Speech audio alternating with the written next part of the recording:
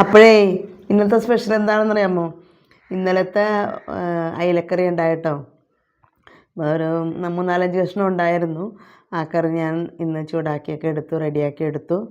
പിന്നെ ഒരു കറി നമ്മുടെ പാവക്കക്കറിയാണ് കേട്ടോ ഇത്.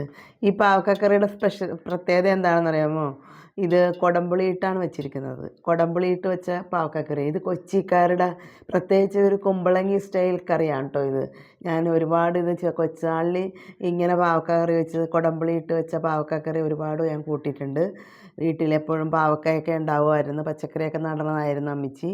അപ്പോൾ പാവക്ക ധാരാളം ഉള്ളപ്പോൾ ഇങ്ങനെ കൊടംപുളിയിട്ട് വെക്കും.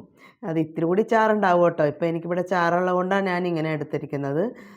ഇത്തിരി കൂടി ചാറ് നീട്ടിയാണ് എടുക്കുന്നത്. മറ്റുള്ള പൊടികളൊന്നും ഉപയോഗിക്കാറില്ല, മുളക് പൊടി മാത്രം. ഞാനൊരു പൊടിക്ക് മഞ്ഞപ്പൊടി ഇട്ടിട്ടുണ്ട്. അപ്പോൾ അങ്ങനെയാണ് ഈ കറി എടുക്കുന്നത്. ഇത് നല്ല സൂപ്പർ ടേസ്റ്റി കറിയാണ് കേട്ടോ. കൂടാതെ ഞാൻ 2-3 പപ്പടവും കൂടി വറുത്തെടുത്തിട്ടുണ്ട് കേട്ടോ. ഈ സംഭവം എനിക്ക് വളരെ ഇഷ്ടമുള്ള ഒരു പരിപാടിയാണ്, ഈ പപ്പടം ഇങ്ങനെ അല്പം മുളക് പൊടിയിട്ട് വറുത്തെടുക്കുന്നത്. അപ്പോൾ അതാണ് എൻ്റെ കറി. അപ്പോൾ നമുക്ക് ഒരു കഷ്ണം അയിലത്തല എടുക്കാം. അയിലത്തല അളിയനും കൊടുക്കരുതെന്ന് ആറക്കണം. അപ്പോൾ നമുക്ക് അളിയന് കൊടുക്കണ്ട, ഞാൻ തന്നെ കൂട്ടിക്കോളാം.